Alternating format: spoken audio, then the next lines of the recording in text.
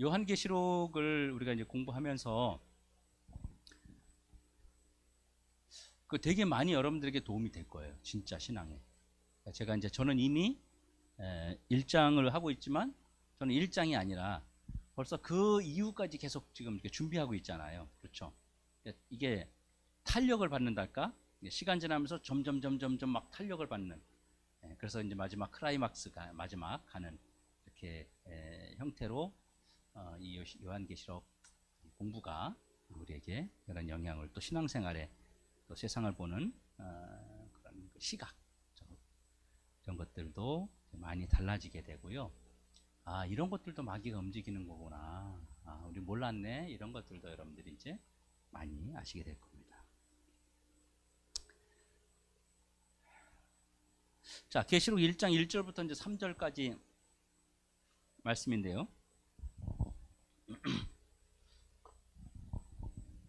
뚜껑만 열었다가 닫아놨네.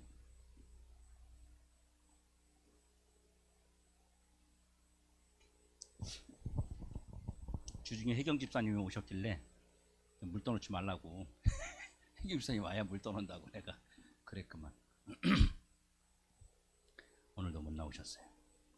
자, 계시록 1장 1절부터 3절인데 여러분, 우리는 주변 사람들로부터 이 계시를 받았다, 말씀을 받았다, 이런 소리 진짜 많이 들어요. 그렇죠? 많이 듣습니다. 그런 사람들도 많이 봐요. 그럼 도대체 이 사람들이 말하는 그 계시라고 하는 건 도대체 뭘 말하는 걸까요? 어떤 걸 계시라고 말하는 거죠? 사람들이 이래요.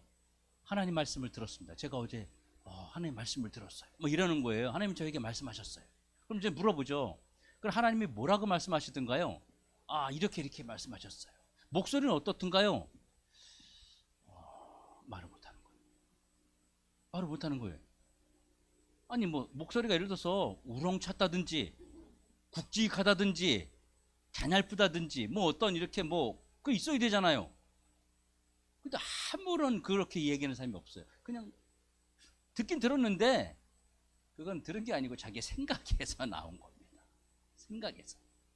여러분 가만히 어떤 걸 생각을 하잖아요. 여러분 스스로가 가만히 뭔가를 생각하면 그 생각할 때 예를 들어서 우리 아들이 나한테 돈 달라야 될 텐데 뭐 이런 생각을 하면 그 목소리가 진짜 생각이 나가지고 또렷하게 아직 안 한 거잖아요. 그렇죠? 아빠 나 돈 좀 줘, 이렇게 목소리가 이렇게 안 느껴지는 거, 안 들리는 거죠.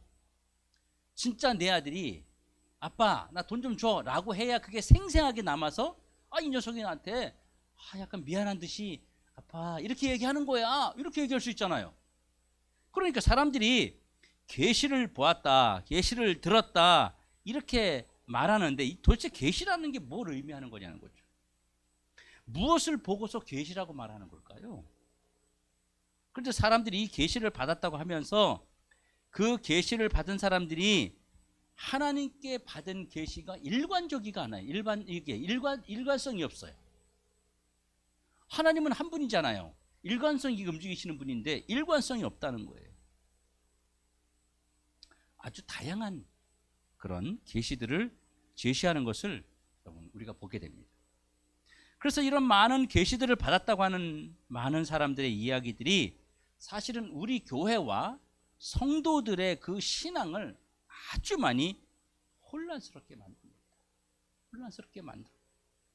그래서 어떤 사람들은 그 계시를 듣기 위해서, 계시의 말씀을 하나님으로부터 계시를 듣기 위해서 막 하나님 주시옵소서, 저에게도 좀 주시옵소서, 내가 볼 때 나보다 저 좀 덜 나보다 못해 보이는 저 김집사람 줬는데 나는 도대체 왜 안 주는 거야 하나님, 이러면서 나한테도 그 계시를 달라고 사람들이 그렇게 자꾸 원하고 있는 거예요.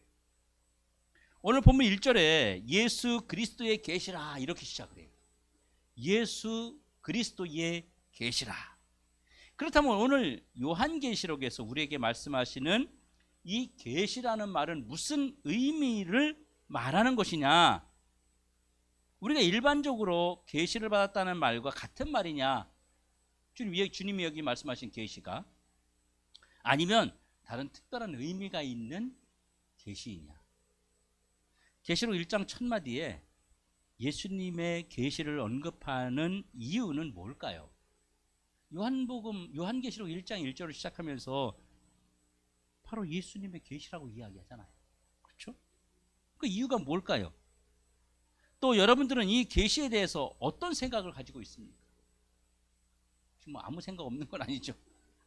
응? 여러분들도 사람들이 받았다고 하는 그 계시를 받고 싶지 않으세요? 어떤 건지 궁금하지 않으세요? 그 계시가? 이런 계시면 얼마나 좋겠어요. 얘야 어디 가지 말아라. 또는 뭐 너 오늘 어디를 가라. 뭐 이런 거. 진짜 그런 분들이 있었다니까요. 그런 분들이 정말 있어요. 괜찮아요. 쭉 쓰세요. 있어요.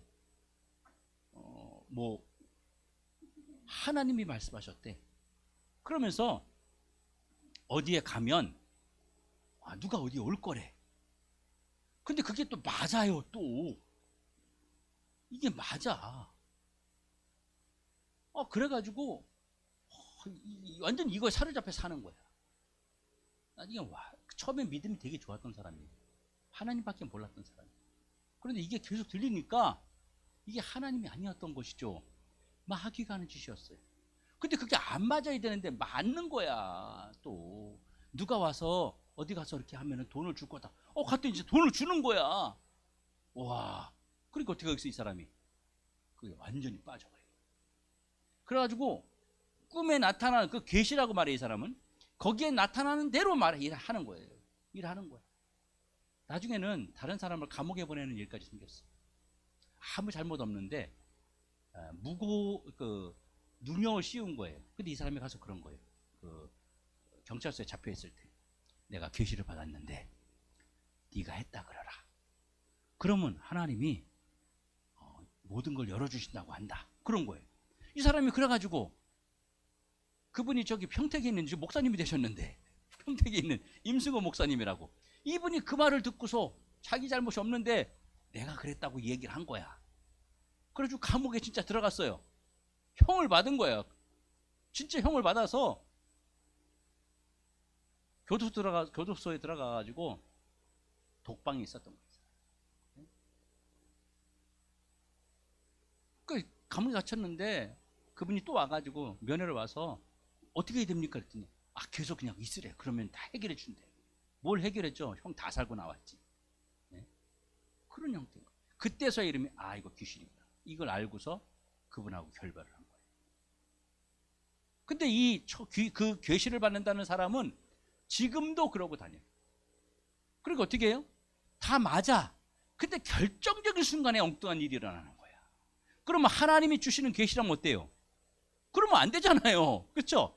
도리어 결정적인 순간에 도움이 돼야 되잖아요. 마귀는요, 귀신이 주는 거는 결정적인 순간에 나를 망하게 만드는 거예요. 그래가지고 망한 사람들이 한두 사람이에요. 그 사람을 쫓아다니는 사람이 얼마나 많은지 아세요? 천주교에 돈 많은 사람도 막 따라다니고요. 거의 신처럼 그냥 도인처럼 그렇게 이렇게 검소한 생활을 하고 막 이런 거에 사람들이 빠져드는 거예요. 지금도 그러고 살아요. 손 사기치면서. 이제는 하나님 위에 자기가 있어요. 그렇게 변하게 만드는 거예요, 마귀가 결국. 여러분 여기서 말하는 계시라는 말은요, 베일을 벗긴다 또는 감추어졌던 것을 이제 드러낸다 이런 의미를 가지고 있습니다. 그러니까 예수 그리스도의 계시라는 말은 예수 그리스도께서 직접 감추었던 것을 드러내신다 이 얘기를 말하는 거예요. 예수 그리스도께서 감추었던 것을 이제 안 보이게 했던 것을 보이도록 해준다 이 얘기를 하고 있는 거예요. 그러니까 우리가 생각하는 계시와 다르죠. 우리는 나에게 하나님이 말씀해 주시는 걸 자꾸 계시라 그러는 거예요. 그런데 예수님께서 감추었던 것을 드러낸다는 거예요. 우리는 자꾸만 내 앞길에 어떤 일이 일어난다, 누굴 만나게 될 것이다, 누구 만나지 말아라, 물에 가지 말아라, 산에 가면 넘어진다, 물에 가면 빠진다, 이런 거 있잖아요. 그런 거 알려주기를 원하는 것을 계시라고 생각을 한다는 것이죠.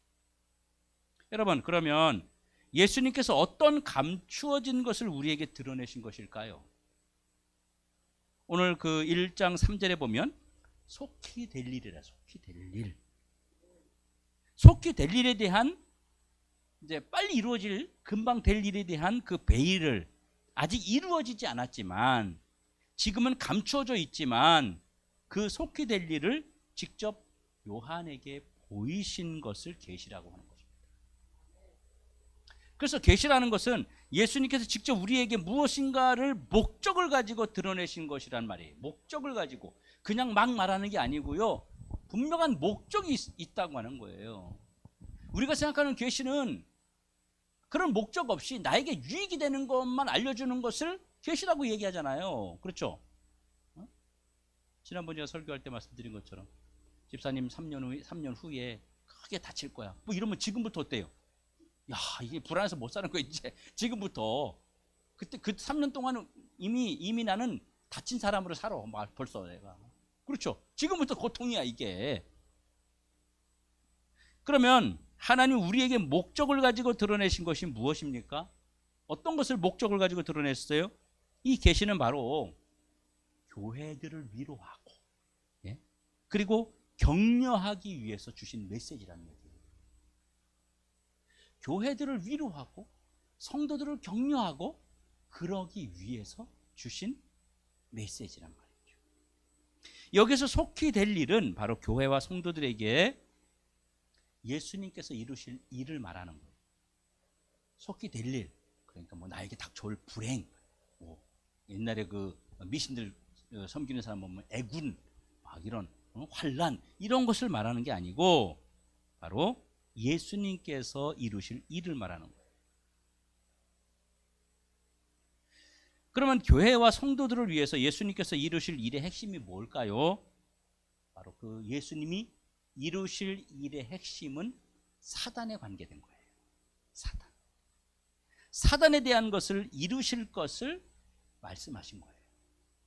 요한계시록은요, 결국은 핵심이 뭐냐? 내가 사단을 어떻게 다룰 것이다. 이걸 말씀하기 위해서 전체를 말씀하시고 계시는 거예요. 쉽게 말하면 사단을 멸하고 교회와 성도들을 궁극적으로 승리하게 하는 일, 이것이 주님이 속히 이루실 일이라는 거예요. 그래서 하나님은 이 일을 요한에게 기록하게 하셨어요. 그런데 예수님이 그냥 말씀하시는 게 더 좋지 않을까요? 그 말로 사랑하는 내 딸아 뭐 이러면서 그러면 얼마나 그 말씀에 무게감도 있고 얼마나 좋겠어요. 그렇죠. 그런데 예수님께서 왜 글자로 문서로 기록하게 하셨느냐는 거죠. 주님이 요한에게 글로 기록하게 하신 이유가 몇 가지가 있는데 첫 번째가 주님이 말씀하신 이 계시가 변질되지 않도록 하기 위해서입니다. 사람이 말을 하다 보면 어때요? 실제 하지 않으신 말씀을 좀 덧붙이기도 하고 내가 흥분이 되면 갑자기 막 추가해서 뭔가 막 더 엄청난 걸 얘기하기도 하고 내가 어떤 기억력이 안 나면 내 생각을 갖다 거기 집어넣어 가지고 하나님 생각처럼 하나님 말씀처럼 우리가 말을 한단 말이에요. 그러니까 빼지도 못하고 더하지도 못하도록 하기 위해서예요. 그래서 변질되지 않도록 하기 위해서 사도 요한을 통해서 문서로 기록하게 하신 거예요. 글로. 두 번째는요, 보존성인데요. 이 계시가 모든 사람들에게 지속적으로 사도 요한 때에 그때뿐만 아니라 영원히 지속되도록 하기 위해서 기록하신 거예요. 문서로, 옛날에 그래서 문서로 기록하기 전에 어때요? 이 돌에다가 파기도 했잖아요, 사람들. 옛날 돌. 아니면 어때요?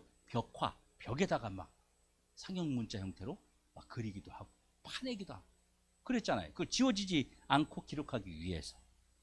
세 번째는요, 요한에게 이 일을 기록하신 것은 이 계시록을 읽는 많은 독자들이 이 말씀을 읽고 이 말씀을 통해서 승리적 신앙생활을 할 수 있도록 하기 위해서예요.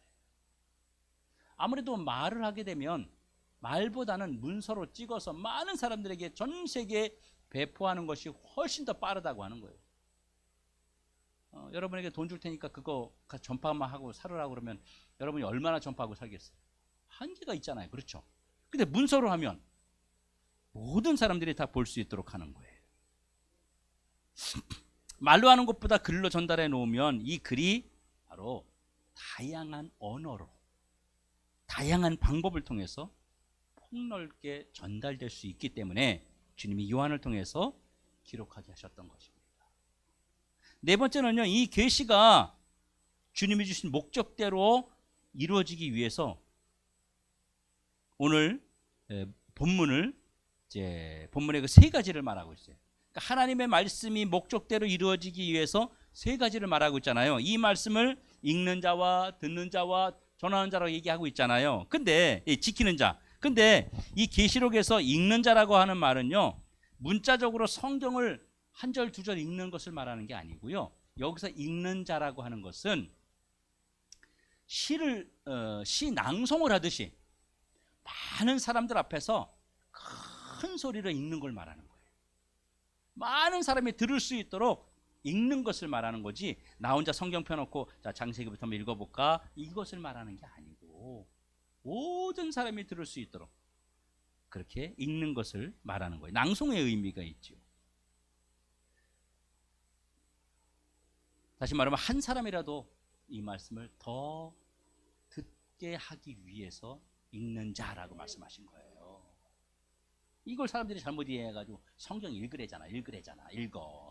혼자 읽는 게 아니고, 다시 말하면 모든 사람이 이 말씀을 들을 수 있도록, 다시 말하면 복음이죠. 그렇죠?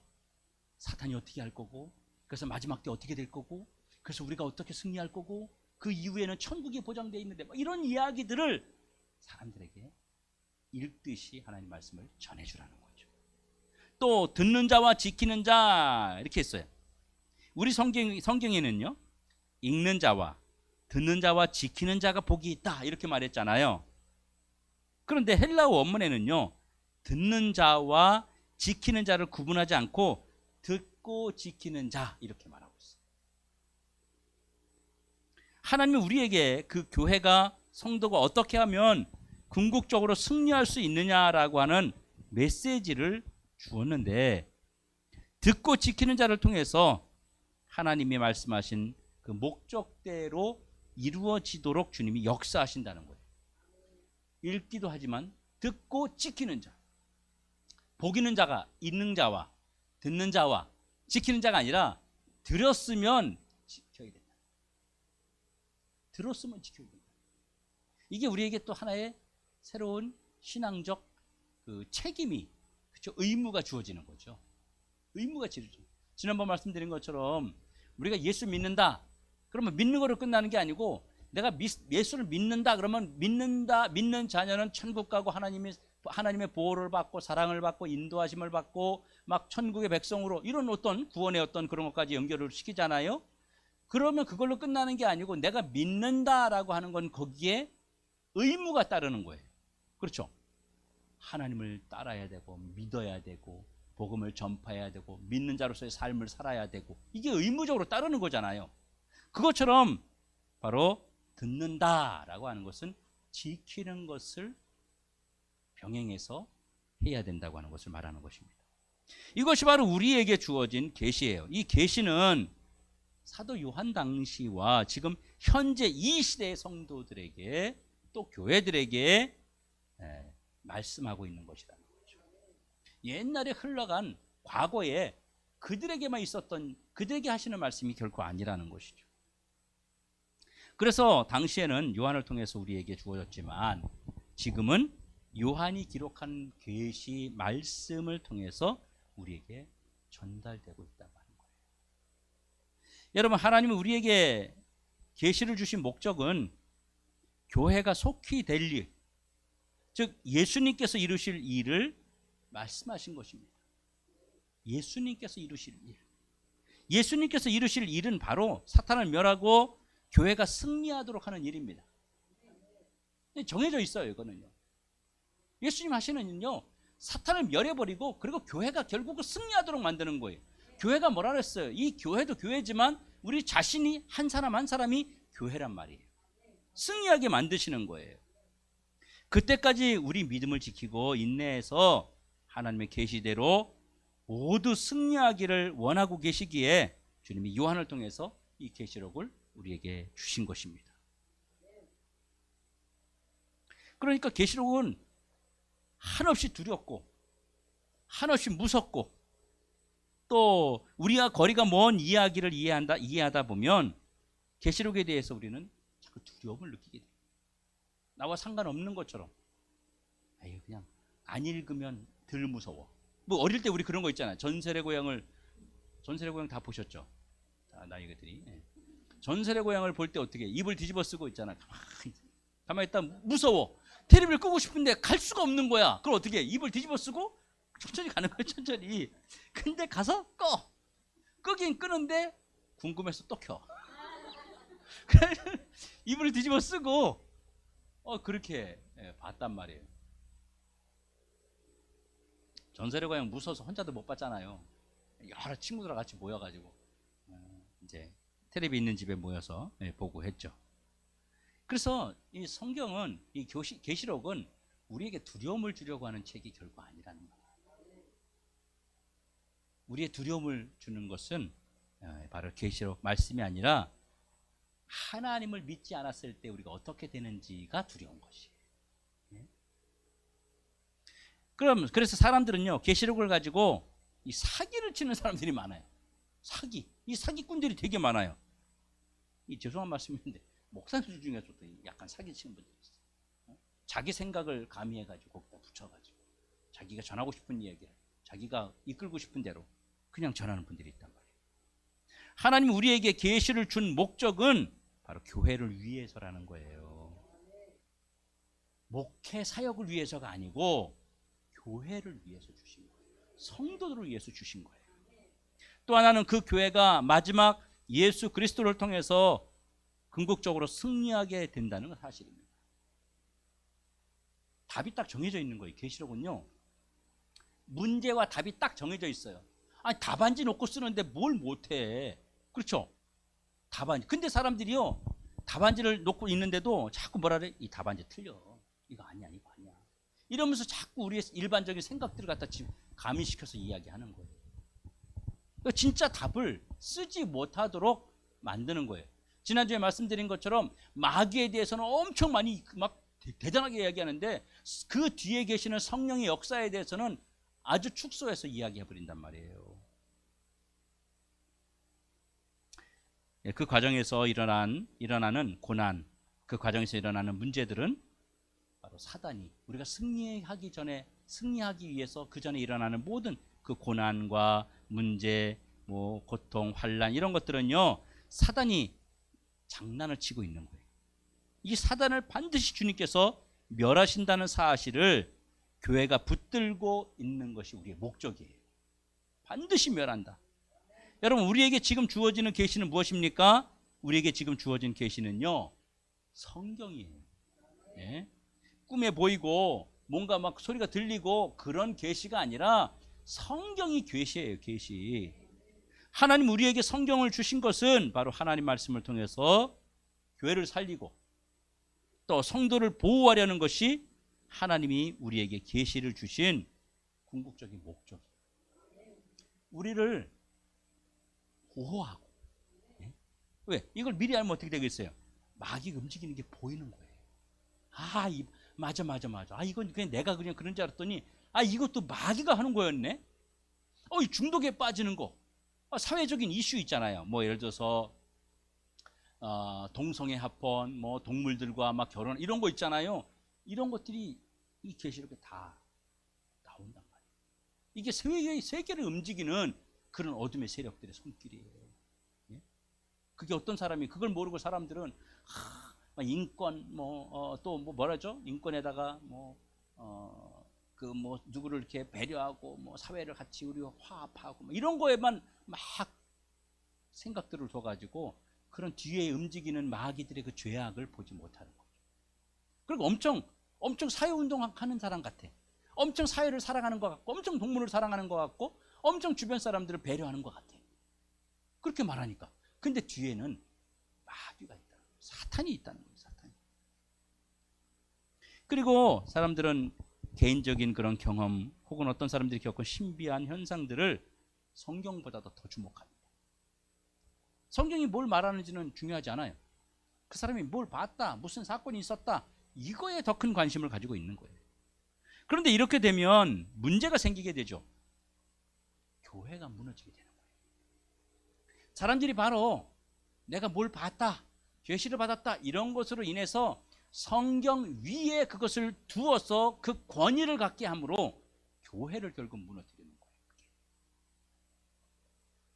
또 성도들의 신앙이 안정적이지 못하고 늘 갈팡질팡하고 흔들리게 됩니다. 성경이 중심되지 못하면 항상 흔들릴 수밖에 없어요. 네? 이렇게 되어서 바로 교회가 무너지고 신앙이 흔들리면 누가 좋아하는 거예요? 사탄이 제일 좋아하는 거예요. 그래서 그런 방법을 쓰는 거예요. 사탄만 좋아지는 거고요. 사탄을 도와주는 게 되는 거예요. 지금 우리가 교회를 바로 세우고 또 교회가 교회답게 이 마지막 때에 하나님이 주신 사명인 교회의 역할을 감당하기 위해서 이 목회자와 또 설교자 또 우리 복음을 전하는 우리 모든 복음 전파자들이 바른 성경 해석과 또 바른 성경 전달이 어느 때보다도 절실할 때입니다. 어느 때보다도 절실해요. 지금 내가 복음을 가지고 있는 사람들이 얼마나 많은지 몰라요. 자기 복음, 자기 생각을 갖다가 접목시켜서 말 성경 구절만 갖다 탁탁 떼다가 거기다 접목시켜서 말하고 믿고 전파하는 사람들이 얼마나 많은지. 지금 이단들이 얼마나 많이 그래요. 예? 이단들 거기에 사람들이 다 미혹되잖아요. 이 미혹되는 것도 그냥 미혹되는 게 아니에요. 그 뒤에 사탄이 어떻게 움직이는지도 말씀을 통해서 여러분과 함께 나눌 겁니다. 지난번 말씀드렸죠? 보이스피싱 당하는 거, 이것도 그냥 당하는 게 아니에요. 마귀가 어떻게 사람들을 다룬다고 하는 것도 계시록이다.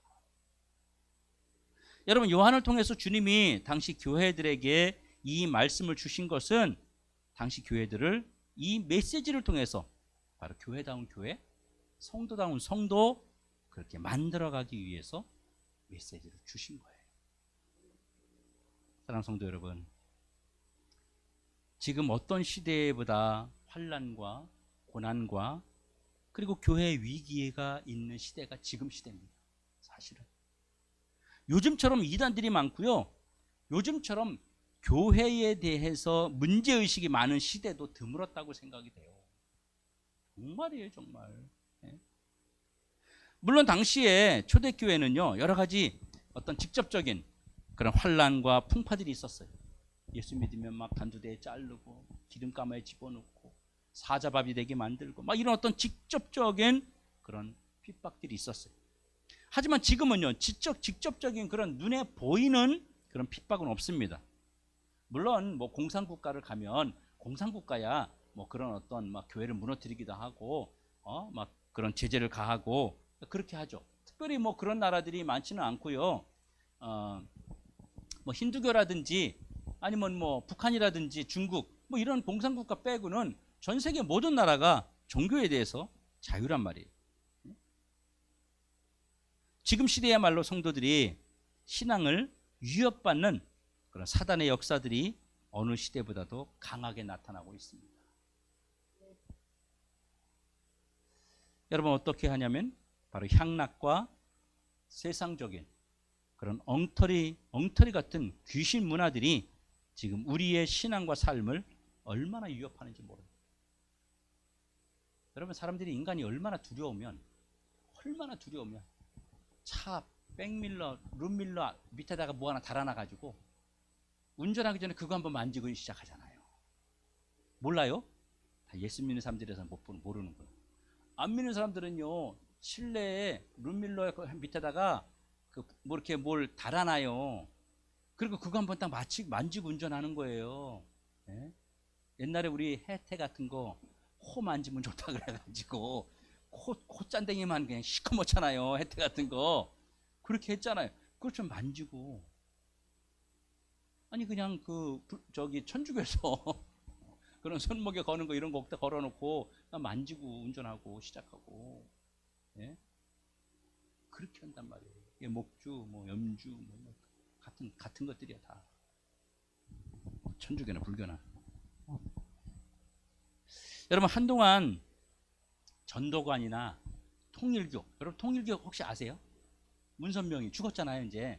문선명이 물론 이제 아들들이 재산 뭐 해가지고 어쩌고저쩌고 이제 싸우고 하는데, 이 옛날에 전도관도 있었고요. 좀 유명했거든요, 이단. 근데 전도관이나 이 통일교는요, 교회를 직접적으로 위협하진 않았어요. 자기들끼리 했어요. 근데 지금은요, 신천지나 하나님의 교회는요, 이건 교회 안에 들어와 가지고 침투해서 거짓으로 속이고 들어와서 모든 사람을 속이잖아요. 오죽하면 자기 부모님도 속이고 부모가 자기 자식까지 속이고 신천지 있잖아요. 이 진리, 진실이라고 하는 것은 존재하지 않는 거예요. 그들은 다 거짓이. 완전히 그냥 사람이라는 거 빼고는 다 거짓말인 것 같아요. 하여튼 다 거짓말이야. 다 속여. 그리고 와서 어떻게 해요? 목적이 교회를 무너뜨리는 게 목적이에요. 이거 누가 하는 짓이에요? 이건 100% 사탄이 하는 짓이에요. 교회를 무너뜨리기 위해서 침투하잖아, 일부러. 그래가지고 집사 장로가 되고, 걔들은 뭐 10년, 15년 동안 숨어 있잖아요. 포섭하고. 그들 특징이 있어요. 들어오면 혼자 안 들어와요. 팀을 짜서 들어오는데 한 사람 먼저 들어와. 그리고 나서 그가 전도해. 여러 사람을 전도해. 그래서 그 사람들이 뭐냐면 나누어서 딱 타겟을 정해. 이야기하다 보면 딱 나오잖아요. 구원의 확신이 없고, 그 다음에 교회에 불만 있고, 특별히 목사님한테 불만 있고, 이러면 딱 타겟이에요. 그러면 붙어서 그런 사람한테는요, 계속 불러서 밥도 먹이고, 뭐 사주고, 엄청 위해주고, 막 그 사람 편 들어주고, 막 이러고. 떨어질 수 없을 정도로 만들어. 자기 편 만든 다음에 그 다음에 문제를 딱 제기하는 거예요. 동시에. 그러면 많은 사람들이 거기에 딱 붙잡히게 돼요. 그리고 막 시끄럽게 막 난리를 쳐요.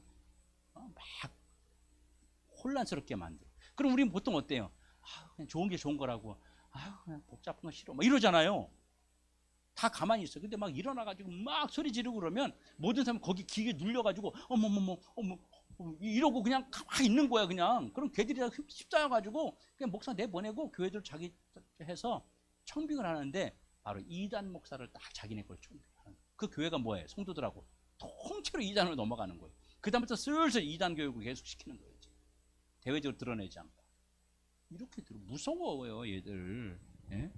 하나님의 교회도 그러잖아요. 하나님의 교회도. 지금은 이렇게 교회를 직접적으로 무너뜨리는 그런 시대에 우리가 살고 있습니다. 옛날에는 믿는 사람을 핍박을 하면 대외적으로 더 강해졌어요. 막 기도하고. 그렇죠? 우리 성도 중에 누가 한 명 잡혀갔다, 만약 예수 믿고. 그럼 어때요? 우리 다 엎드려서 각 가정에서 어디 숨어서 진짜 막 간절히 기도할 거 아니에요. 네? 그럴 거 아니에요. 그렇죠? 우리 옛날에 우리 우리 권사님 아프셔도 어때요? 우리 계속 기도하고 서로 그랬던 것처럼 우리 그러잖아요. 근데 그게 아니라 교회 전체를 그냥 한 번에 흔들어 버리는 거예요. 그러면 그렇게 기도할 새도 없이 그냥 다 무너져 버려요. 이건 100% 사탄이 하는 짓이죠. 하나님의 교회, 이 교회를 무너뜨리는 건요, 이건 사탄이 하는 짓이에요. 어떤 누구를 통하든. 또 하나님의 교회가 말도 안 되는 그 이론처럼, 말도 안 되는 이론. 하나님 아버지가 계신데 하나님 어머니가 없겠니? 그럴 것 같아. 맞아. 우리 집에도 어머니 있고 아버지 있고 삼촌도 있는데. 맞아. 거기 넘어가는 사람들은 또 뭐야, 또. 난 진짜 이해가. 그러니까 왜 이해가 안 되는데도 그 사람 넘어가느냐? 이게 다 이유가 있다니까요. 어떻게 마귀가 움직이는지 다 이유가 있어요. 지금 한국 교회 성도들은요, 이런 막 흔들림에 많이 지쳐 있습니다. 많이 지쳐 있어요. 그러면 이 시대에 성도와 교회들을 흔드는 그런 환난과 핍박의 정체가 무엇입니까? 바로 사단이라고 하는 거예요. 사단입니다. 이 사단은 다양한 얼굴을 가지고 있습니다. 아주 다양한 얼굴을 가지고 있어요. 온갖 가면을 쓰고요. 뭐 그럴싸하게 진짜 믿음 좋아 보이고 막 친근해 보이고 뭐 얼마나 그냥 사랑이 많아 보이고 이런지 몰라요. 그런 가면들을 쓰고 성도들을 위협합니다. 근데 우리 성도들은 미련하면요, 그게 뭔지를 구분을 못 하는 거예요. 구분을 못. 여러분, 교회 들어와 가지고요, 너무 사람들에게 갑자기 이렇게 막 새로운 사람, 얼마 안 된 사람이 막 친근하게 하고 막 이렇게 하는 거 있잖아요. 밖에서 만나자 그러고 막 밥 사주고 막. 이거 경계하셔야 되는 거예요. 거의 100%예요, 100%. 일반적으로 들어오면 그렇게 안 해요. 저는 교회 전화 옵니다. 목사님, 그거 더드림 교회죠. 제가요, 그 교회를 가려고 그러는데요. 막 물어보면, 이건 100%, 1000% 이단 아니면, 그러니까 가짜들이야. 진짜 교회를 찾는 사람은 그렇게 절대 안 해요. 절대 안 해요. 왜? 자기 전화번호 노출하면 한 번 가고 안 올지도 모르는데 교회에서 자꾸 문자 오고 전화 오면 이거 난감하거든요. 와봤더니 자기가 스타일 아니야. 자기가 다닐 교회가 아닌 거야. 그래서 안 와. 근데 전화번호가 노출됐어. 그럼 어때요? 교회에서 문자 오고 전화 온단 말이에요. 따라 붙는단 말이야. 그게 귀찮아서 처음에는 자기 노출 안 하잖아요. 우리 교회도 왔을 때 어때요? 사람들 오면 와가지고 식사해요? 안 하잖아요. 말 한마디 섞다 보면 자꾸 이게 자기에 대한 걸 노출하게 되니까 네네 그러고 가버리잖아. 그리고 마음에 있으면 2번, 3번 오고 나서, 그리고 나서 이제 식사 한번 딱 하게 돼. 그 식사하면 이제 등록하겠다는 얘기야. 이제 자기를 오픈하겠다는 얘기예요. 근데 온지 얼마 안 돼가지고 벌써 사람들 막 불러내고 막 친하게 지내고 뭐 이러면요 100% 이단이에요. 100% 이단. 특별히 거기다가 교회 불만에 대해서 슬쩍 던져보는 사람 있잖아요. 떠보는 거예요. 이 사람 불만이 있나 없나. 근데 우리 목사님은 좀 가끔 내가 볼 때 성격이 좀 있으신 것 같아. 뭐 이렇게 던져보는 거예요. 그러면 또 듣고 가만히 있어요. 아니야 이래야 되는데 거기다 맞아 성질이 있다니까. 성깔 봐봐 성깔 이렇게 생겼잖아. 뭐 이래버리면 이제 이게 잘 됐다. 요건 이제 타겟이야. 딱 요건 내 편이야. 이렇게 되는 거예요. 교육을 잘 시켜야지. 안 그러면 그냥 넘어간다니까. 자기가 사탄에게 지금 사용받고 있는 것을 모르는 정말 그런 이 큰 죄를 범하게 되고 돌이킬 수 없는 상황이 오게 된단 말이에요. 여러분 계시록 4장부터 20장에 나오는 그 다양한 그 현상들, 다양한 현상들 굉장히 많은 얘기들 하는데요. 또 다양한 모습들은요 사탄의 얼굴을 이야기하는 거예요. 이 용 나오는 거. 이 용에 대해서도 할 거예요, 제가 이제 나중에. 짐승, 음녀, 그 다음에 뭐 큰 성 바벨론, 거짓 선지자, 뭐 이런 것들 막 그런 용어들이 계시록에 많이 나오죠.